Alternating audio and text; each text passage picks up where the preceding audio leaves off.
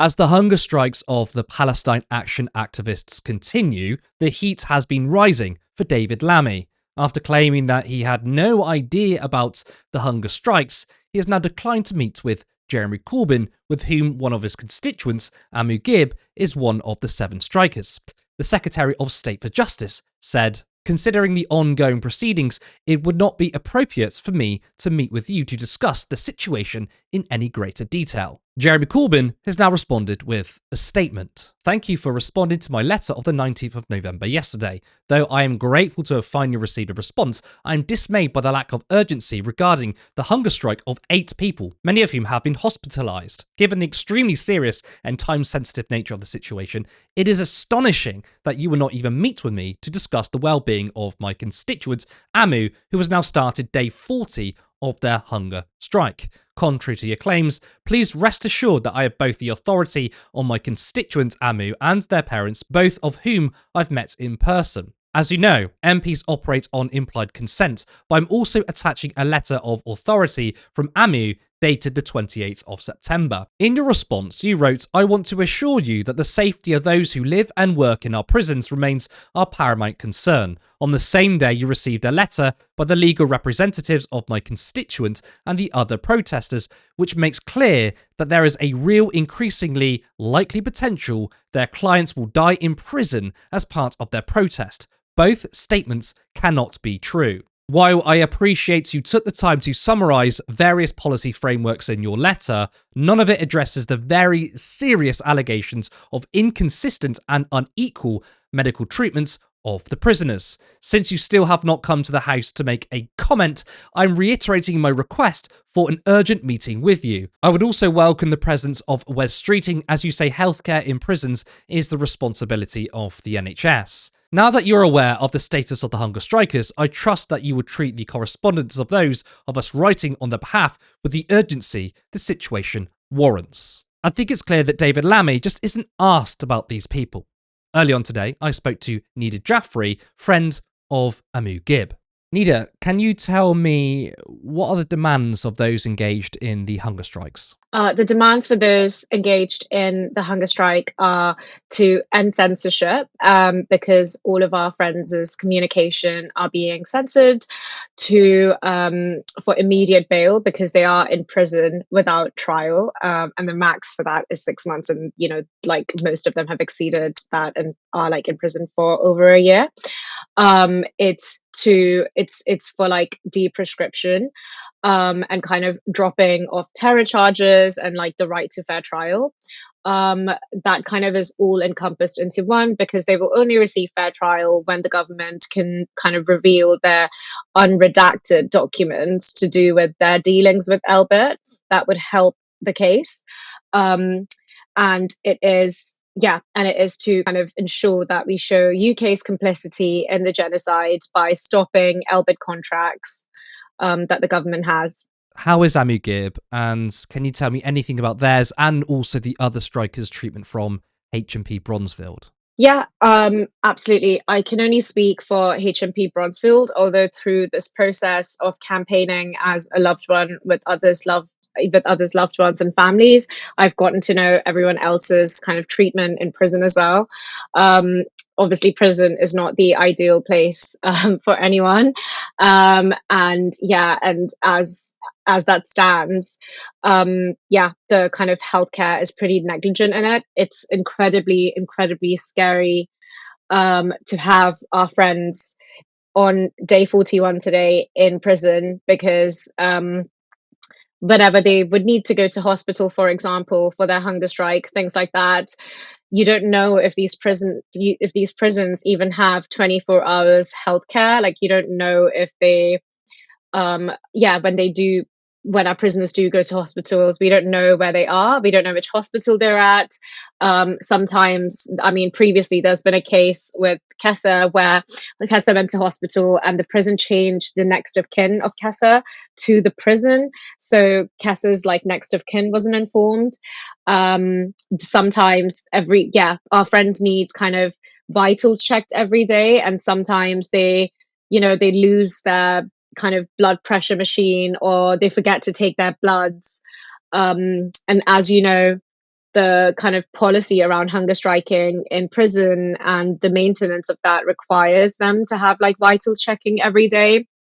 So I think it's really difficult being a loved one, knowing the negligence that occurs in British prisons, especially HMP Bronzefield, by the way, which is a privatized prison. And knowing that they need so much healthcare, and knowing that that is negligent, and knowing you can't do anything about it. All you can do is get your friends to call these prisons and kind of like beg for them to send a nurse to the cell of your friend. And you don't even know if they are doing that. It's incredibly excruciating. And the representative MPs of each of the prisoner, of each of the hunger striker, apart from Jeremy Corbyn, none of them are involved. None of them are kind of helping. Well, yeah, like most of them aren't helping. I can even name them: Sarah Jones, Ellie Reeves, Navenda Mishru, Barry Gardner. Even though he was there in Parliament with friends and family, he hasn't really signed the early day motion. He hasn't really reached out to anyone. So yeah. There's been an update with Amu's situation. Can you speak about that? Yeah, absolutely. So Amu and John, John, Louis are related not to the Fulton trial, which is the Elbit Systems site in Bristol that was that had direct actions against it.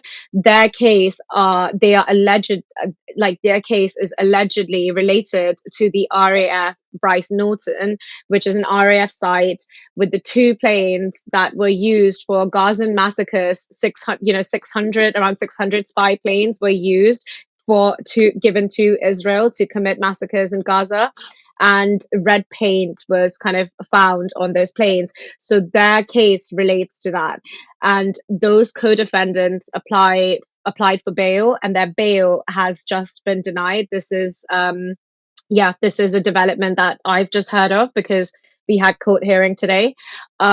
So I think this shows the magnitude of how much the government is willing to put on the line over the safety of like their own citizens, and the MPs over the safety of their own constituents, right? You would rather people die in prisons than give them bail because they are in prison without a fair trial, without any conviction. It's wrong, and they're not willing to give them bail. David Lammy initially said he had no idea about the strikes. Now he's rejected a meeting with Jeremy Corbyn, who initially wrote a letter to him in November. What are your thoughts on this, and do you have anything to say to David Lammy? Yeah, I mean, loads of concerned MPs have written to David Lammy at this point. Like, this isn't just Jeremy Corbyn, fighting for his constituent. Sarah Sultana has written to him. Jeremy Corbyn is fighting for this. The Green Party, all of the Green Party MPs have now written to him. John McDonnell, Apsana Begum, a lot of MPs are literally chasing him in Parliament to get a meeting with him, because those are MPs with hearts, and they are concerned about the hunger strikers. They are actually concerned about them, and they'd like this to be discussed in Parliament.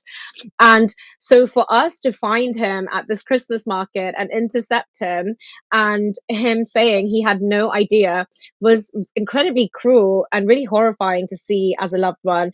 And then on top of that, not reply to the correspondence that was sent to him days ago, and even from us, passing the 30-day mandated response from him, not responding to our lawyers. Finally, Lindsay Hoyle in the Parliament calls it unacceptable. He then replies to Jeremy with a bunch of prison law, fluff, and rejects the meeting. I think that David Lammy needs to meet with us urgently. I think that he is really ignoring, or like choosing to be deaf to, the mass kind of movement that's building for the hunger strikers, because again, we aren't asking for much. We are asking for bail, which should be given to people because they are in there remanded without a conviction, and we're just asking for the complicity of the UK to stop in the genocide. It's crazy that we've lived through a genocide, and we have lived through it with no full arms embargo on Israel. If we look at the gravity of that, I think people understand why the hunger strike is happening and why it's taking place and why it's, it holds so much weight. So for those that are watching, do you have any recommendations on what people can do in terms of support? Is there any sort of social media accounts they should follow? What would you say to people watching? Yeah, thank you so much for that question. And thank you for giving us the platform to speak. Yes, follow Prisoners for Palestine on Instagram. We also have a website with all the information and the resources there. What you can do is you can sign the letter that we've got going to Lammy. We also encourage everyone to stop business as usual until Lammy does something about the hunger strikers. Come to the demo on Thursday outside Downing Street. And really just share the content, write to your MPs. We've got an early day motion. We've got 43 MPs now signed to that early day motion, supporting this be spoken in Parliament. I'm so scared as a loved one that Parliament is going into Christmas soon, and this will stop kind of the politics around this, and it will stop them looking at the hunger strikers. Thank you so much for sharing your time with me on such an important issue. I really appreciate that you've given me your time today. Thanks.